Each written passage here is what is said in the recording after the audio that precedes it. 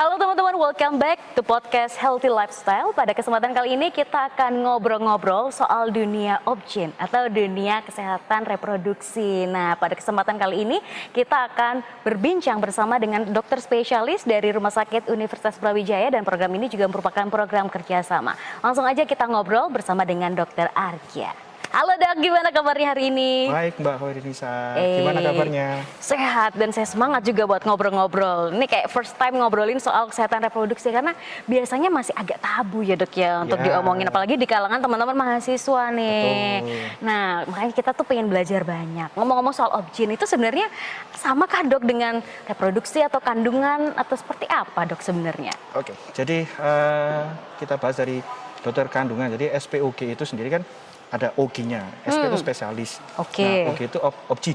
Nah, obgyn itu obstetri dan ginekologi.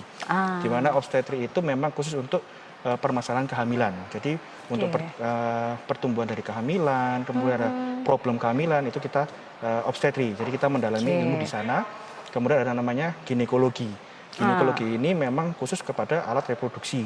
Jadi alat reproduksi perempuan, baik itu saat dia tumbuh kembang ataupun ada gangguan saat dia fertilisasi atau kesuburan sampai dengan nanti dia menopause atau sudah melewati usia di atas 48-49 tahun. Nah itu kita tetap akan ikuti perkembangan dari perempuan reproduksinya. Oke, jadi spesialis menangani pasien perempuan gitu ya dok ya? Reproduksi wanita. Jadi pasiennya dokter semua pasti perempuan dok? Ya. Kalau laki-laki harusnya kemana dok? Kalau laki-laki ada spesialis andrologi namanya. Jadi kalau andrologi memang khusus untuk reproduksi ke arah pria. Berbeda dengan spesialis urologi. Kalau urologi itu untuk perkencingan, jadi perkemian. Beda lagi ya? Jadi ada beda lagi ya, antara laki-laki dengan reproduksi dengan perkemian. Wah, Masya Allah ya luar biasa sekali dunia kedokteran ini. Dan ternyata tubuh kita ini juga banyak sekali secara fungsional. Luar biasa, oke. Sekarang ini kan teman-teman udah paham soal obgyn itu ternyata seperti itu. Nah, apa sih hal-hal yang biasanya paling sering ditemukan masyarakat berkaitan dengan kesehatan reproduksi, dok?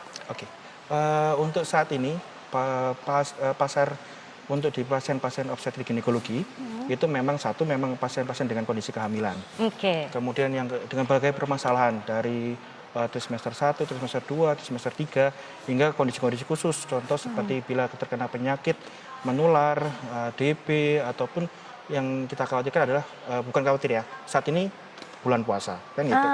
Nah, di sisi lain kalau ginekologi yang paling banyak itu pasien-pasien dengan gangguan menstruasi.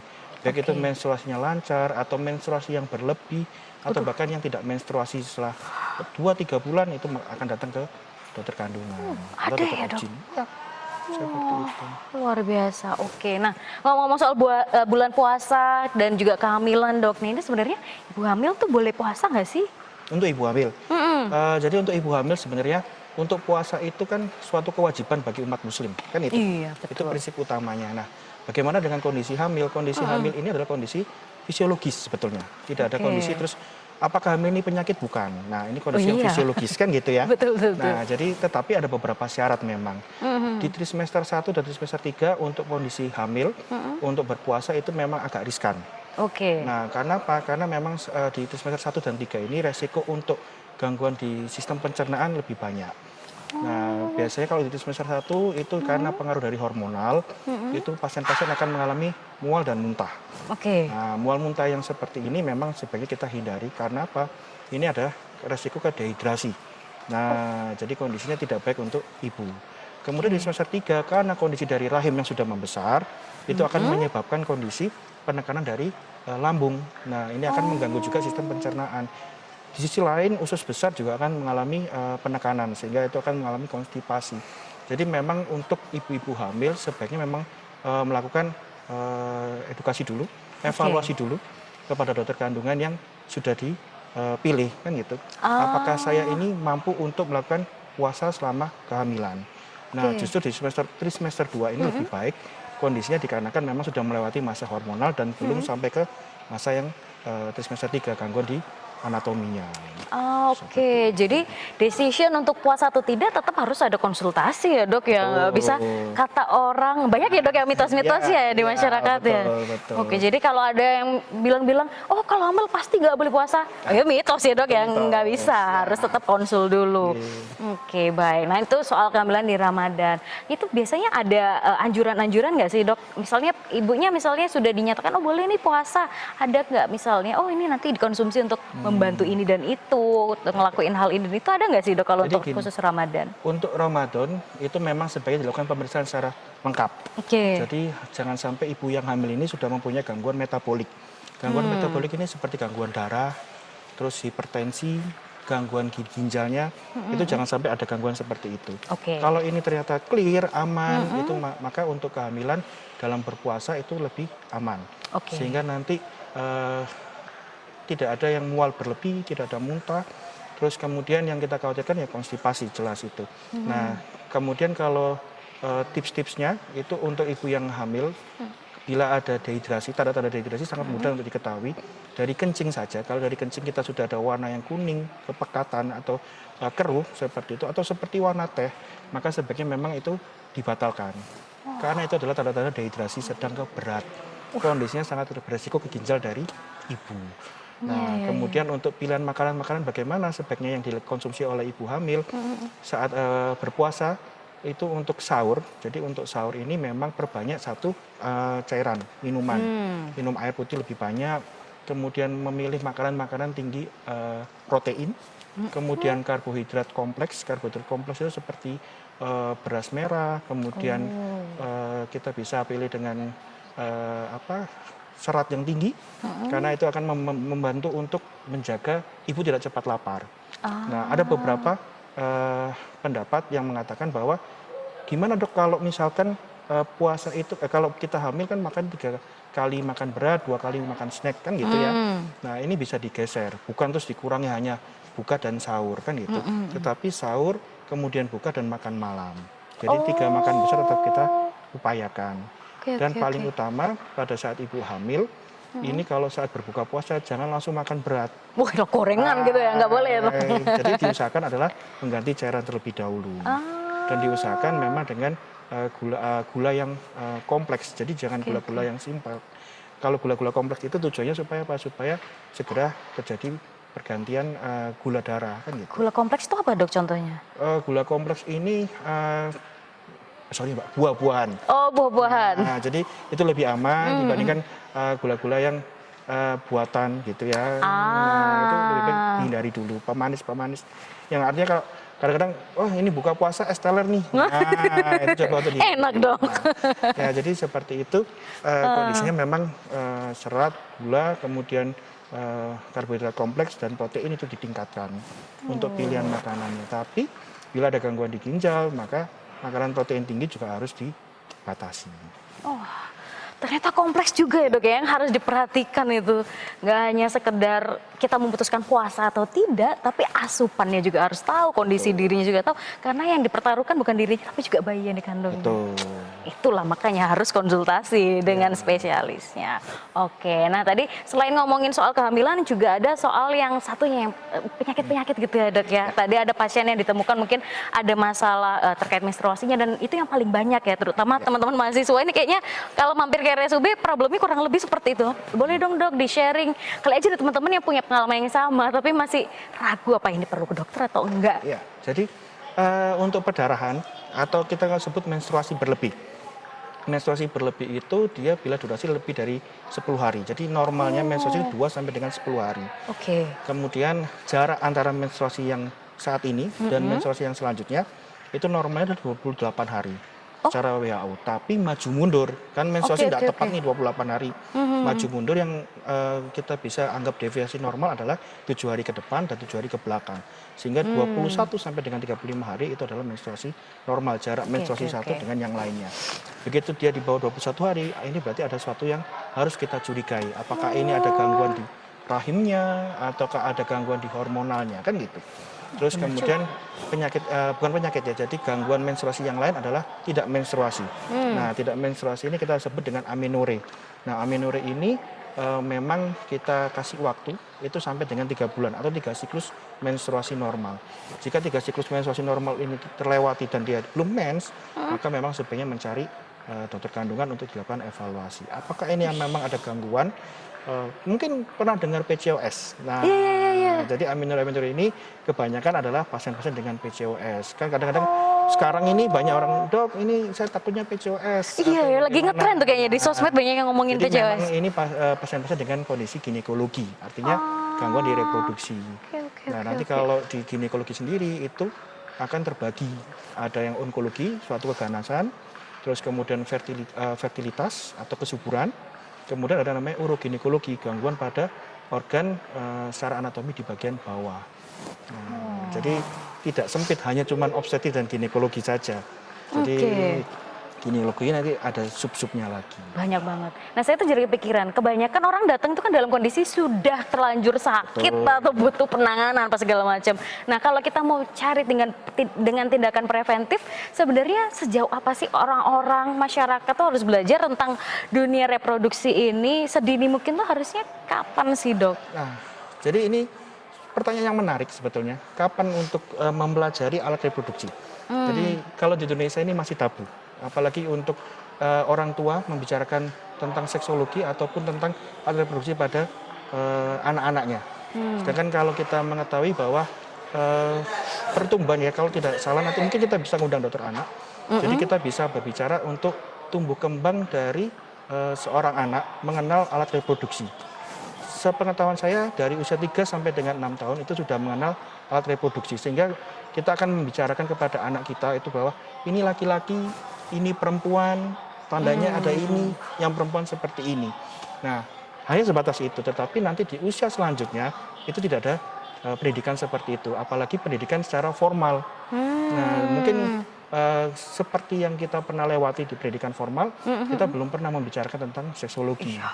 Baik itu bu guru ataupun orang tua, sehingga ini yang sangat berisiko dan rentan kepada anak-anak kita sebetulnya nanti ke depan, masa depan generasi selanjutnya ini akan berisiko tinggi dengan penyakit-penyakit menular seksual.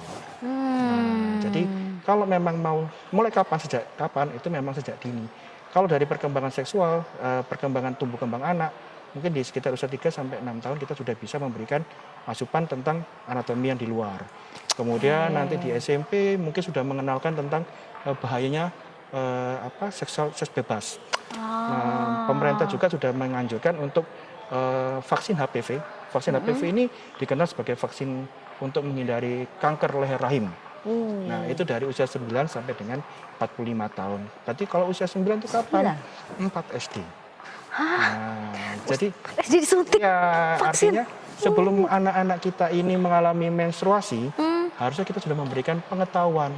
Kan gitu.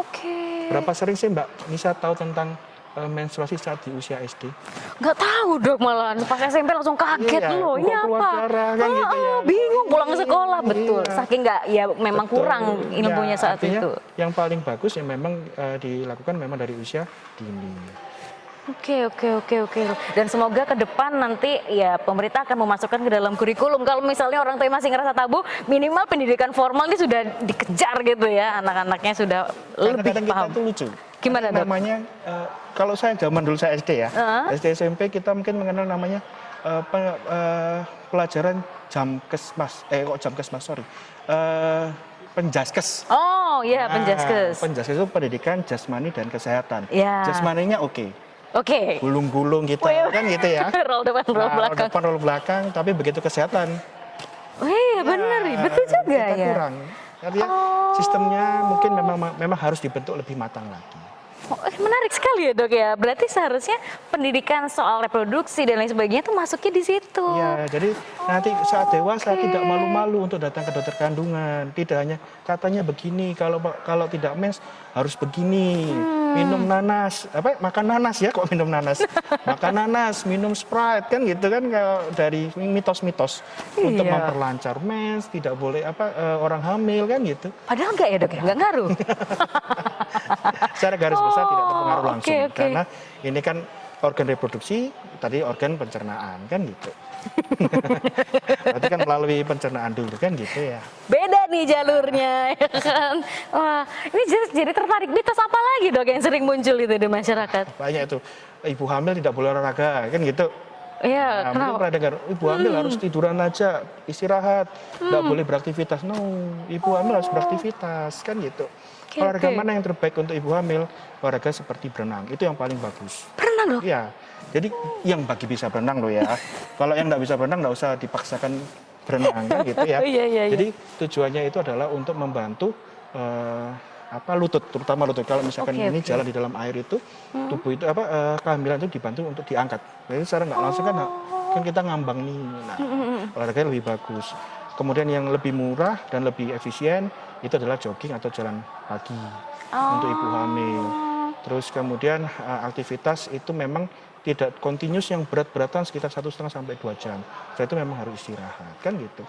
Mitos yang lain apa ya? Penerbangan, boleh nggak ibu hamil terbang kan gitu. Ada beberapa memang yang tidak diperbolehkan itu adalah usia kehamilan di bawah 14 minggu ataupun yang di atas 36 minggu. Memang sebaiknya tidak melakukan terbang atau perjalanan jarak jauh. Oke, dan tentunya masih banyak lagi mitos-mitos lainnya yang berkembang di masyarakat. Gitu, memang itulah alasan kenapa kita harus banyak belajar ya dok ya. Dan sekarang akses untuk belajar juga banyak ya sebenarnya. Tinggal kitanya mau belajar apa enggak gitu. Ya, baca. Jangan apa kata siapa gitu Jangan ya. hanya cuman geser, oh ini informasi kesehatan. Oh, selain kita dapat dari sini, kita coba cross check dengan membaca. Nah, kalau udah kepepet banget baru nanti ke dokter gitu ya dok ya. Konsultasi kembali kan gitu. Oke, kalau yang sering ditemui dari pasien-pasien remaja nih dok, misalnya ini kan banyak teman-teman mahasiswa yang menonton, itu kira-kira yang datang ke dokter tuh selain gangguan menstruasi apa lagi dok? Jadi ini mungkin satu fenomena ya, karena ini fenomena yang menurut saya terlambat di Indonesia, tapi sudah banyak dilakukan di luar negeri. Artinya adalah seksual bebas, kan gitu. Nah, seksual bebas ini kalau dia tidak dengan pengaman, tidak ada perlindungan, tidak ada proteksi, ataupun dengan nilai-nilai agama, kan kita ini negara besar dengan nilai agama yang cukup tinggi kan gitu ya. Betul. Dan juga nilai toleransi dengan manusia juga harusnya lebih tinggi dibandingkan yang di luar. Artinya tidak bebas. Betul. Nah, sebaiknya memang untuk teman-teman yang berusia di remaja itu sangat-sangat hati-hati untuk berhubungan seksual bebas. Karena dari hubungan seksual bebas itu sangat berisiko tinggi, terutama penyakit yang akan kita tuai atau kita dapatkan di usia di 5 sampai 10 tahun ke depan. HIV, hepatitis tidak langsung keluar. Begitu berhubungan badan apakah langsung tertular? Tidak. Tadi keluar di sekitar 5 sampai 10 tahun. Sehingga resikonya cukup tinggi. Dan seperti kita ketahui penyakit-penyakit dengan HIV AIDS, hepatitis itu mempunyai potensi nilai untuk bertahan hidup di dunia ini dia akan berkurang karena ada resiko dengan imunokompresor. Dia ada kemampuan sistem daya tahan tubuh yang turun. Makanya itu untuk teman-teman yang di remaja kemudian di mahasiswa ini kalau untuk berperilaku seksual bebas cukup pikir-pikir dulu. Jangan langsung, ya ini demi kasih sayang. Cinta, no. Makan tuh cinta. Harus berhati-hati kan gitu ya. Artinya kita coba untuk hindari itu. Kemudian yang kedua adalah kehamilan di usia muda. Kehamilan di usia muda ini cukup beresiko tinggi karena salah satunya adalah untuk persalinan. Nah untuk persalinan sendiri itu ada 4P.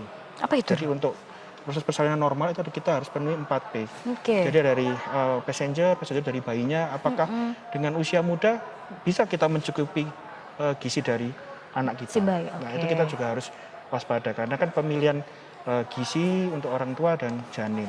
Kemudian yang kedua adalah panggul, apakah panggul sudah cukup untuk melahirkan kan gitu. Karena nanti perempuan itu berkembang untuk ukuran panggulnya. Nah, terus kemudian yang ketiga adalah power. Power itu adalah kemampuan kontraksi dari rahim. Semakin kecil, gizi tidak bagus, itu kemungkinan power juga akan berkurang. Dan yang terakhir ada yang paling penting psikis dari seorang ibu atau calon ibu. Maka itu seksual bebas harus dipikir dengan masak.